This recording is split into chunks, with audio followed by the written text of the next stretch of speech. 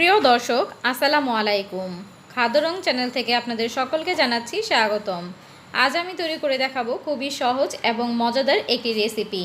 আজ আমি তৈরি করেছি ফুলকপির রোস্ট। ফুলকপি দিয়েও যে এত সুন্দর রোস্ট তৈরি করা যায়, এতটা মজার হয়ে থাকে, সেটা না খেলে বুঝতেই পারবেন না। তো চলুন তাহলে দেখে নিই আমি কিভাবে ফুলকপির রোস্ট তৈরি করে নিচ্ছি। প্রথমে আমি এখানে ফুলকপিগুলোকে কেটে নিয়েছি। আপনারা আর একটু বড় করে কেটে নিতে পারেন। আমার ফুলকপিটা যেহেতু ছোট ছিল তাই ফুলগুলো ছোট ছোট। ফুলকপিগুলোকে ধুয়ে পরিষ্কার করে নিয়েছি। একটি পাত্রে পানি বসিয়ে দিয়েছি পরিমাণ মতো, আর দিয়ে দিচ্ছি 1 চামচ লবণ। এবার পানিটা যখন বলক চলে আসবে তখন ফুলকপিগুলো দিয়ে দিব পানির মধ্যে। এদিকে ফুলকপিটা সেদ্ধ হতে থাক, ওইদিকে আমি রোস্ট তৈরি করার জন্য একটি স্পেশাল মশলা তৈরি করে নিচ্ছি। এখানে আমি নিয়ে নিচ্ছি পেঁয়াজ বেরেস্তা, বাদাম, কাজু বাদাম, কিশমিশ, আর নিয়ে নিচ্ছি সামান্য একটু জয়ফল। এখানে জয়ত্রীও আপনারা দিতে পারেন। তো সবগুলো আমি একসাথে ব্লেন্ড করে নিয়েছি। এখানে আমি টক দই দিয়েছিলাম হাফ কাপ দিয়ে, তারপরে আমি মশলাটাকে ব্লেন্ড করে নিয়েছি। এখন এর মধ্যে দিয়ে দিচ্ছি 1 চামচ জিরা গুঁড়ো, 1 চামচ গরম মশলা গুঁড়ো, আর দিয়ে দিচ্ছি 1 চামচ লাল মরিচের গুঁড়ো। এবার অন্যদিকে ফুলকপিগুলো দেখে নিচ্ছি। ফুলকপিগুলো কিন্তু প্রায় সেদ্ধ হয়ে গিয়েছে, তবে পুরোপুরি সেদ্ধ করা যাবে না। 50%-এর মতো ফুলকপিগুলো সেদ্ধ করে নিতে হবে। পুরোপুরিভাবে সেদ্ধ করে নিলে কিন্তু ফুলকপিগুলো পরে ভেঙে যাবে, সেই জন্য অর্ধেকটা পরিমাণে সেদ্ধ করে নিতে হবে। এবার আমি পানি থেকে ফুলকপিগুলোকে তুলে নিচ্ছি। সবগুলো ফুলকপি আমি তুলে নিয়েছি। এবার একটি চুলায় ফ্রাই প্যান বসিয়ে দিয়েছি এবং তাতে তেল দিয়ে দিয়েছি। তেলটা হালকা গরম হয়ে আসলে আমি ফুলকপিগুলোকে হালকা করে একটু ভেজে নিব।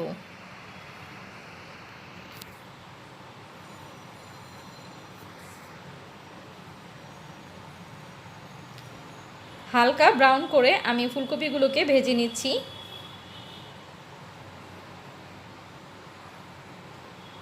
একটা পাশ হয়ে গেলে আমি উল্টে দিচ্ছি।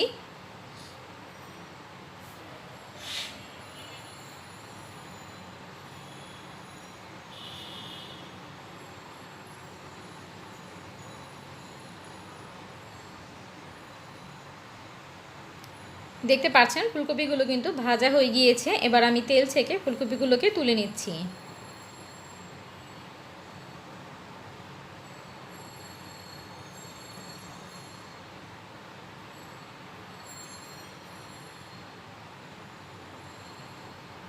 এবার এই তেলের মধ্যে আমি দিয়ে দিব 2 টুকরো দারচিনি, আর দিয়ে দিব 3টি এলাচ দিয়ে এবার মশলাগুলোকে একটু ভেজে নিব। কয়েক সেকেন্ডের মতো মশলাগুলোকে ভেজে নিচ্ছি।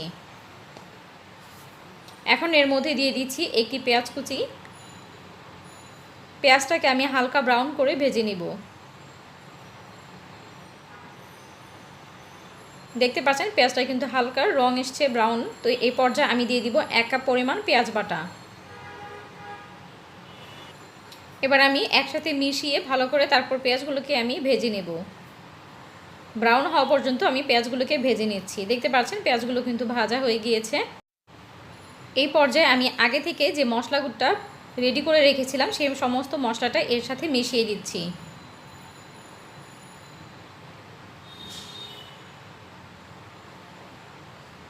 এবার সমস্ত উপকরণ একসাথে মিশিয়ে খুব ভালো করে কষিয়ে নেব। তো দেখতে পাচ্ছেন আমি খুব ভালো করে মশলাটা কষিয়ে নিয়েছি। আমার প্রথম পর্যায়ে আমার মনে হয়েছে তেলের পরিমাণ কম হয়েছে, তাই আমি আরও কিছুটা তেল দিয়ে দিয়েছিলাম। তো এখানে আমি দিয়ে দিচ্ছি 1 চামচ লবণ, আর দিয়ে দিচ্ছি 1 চামচ আদা রসুন বাটা। লবণটা বুঝে দেবেন, আমরা কিন্তু ফুলকপি সেদ্ধ করার সময় লবণ দিয়েছিলাম, তো এই পর্যায়ে লবণটা একটু বুঝে দিতে হবে। মশলাটাকে অনেকটা সময় নিয়ে খুব ভালো করে কষিয়ে নিতে হবে। দেখতে পাচ্ছেন আমি কিন্তু মশলাটাকে খুব ভালো করে কষিয়ে নিয়েছি, মশলা থেকে তেল ছেড়ে দিয়েছে। এখন এর মধ্যে আমি ফুলকপিগুলো দিয়ে দিচ্ছি। সমস্ত মশলাটা আমি ফুলকপির সাথে খুব ভালো করে মিশিয়ে দিচ্ছি, আলতো হাতে নাড়াচাড়া করে। কিছুক্ষণ আমি এইভাবে কষিয়ে নেব। কিছুক্ষণ কষানোর পর এর মধ্যে আমি দিয়ে দিব পানি।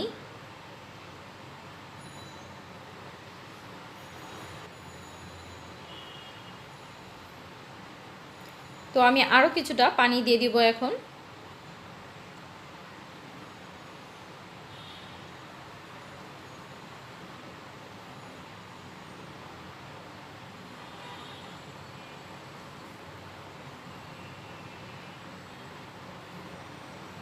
খুব ভালো করে নাড়াচাড়া দিয়ে মিশিয়ে নিয়েছি। এখন এর মধ্যে আমি কাঁচামরিচ দিয়ে দিব 4-5টা। আমি কাঁচামরিচগুলোকে মাঝখান থেকে ভেঙে দিচ্ছি, এতে করে কাঁচামরিচে খুব সুন্দর একটি ফ্লেভার আসবে।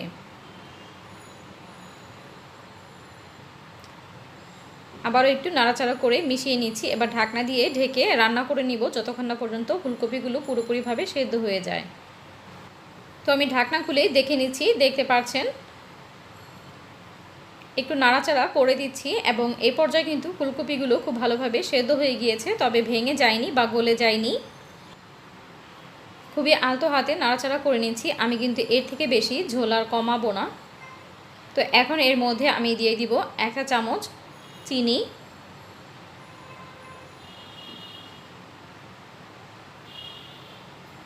এবং দিয়ে দিব 1 চা চামচ ঘি।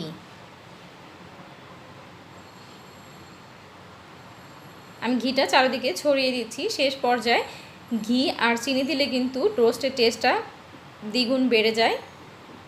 তো আমি আলতো হাতে নাড়াচাড়া করে নিচ্ছি।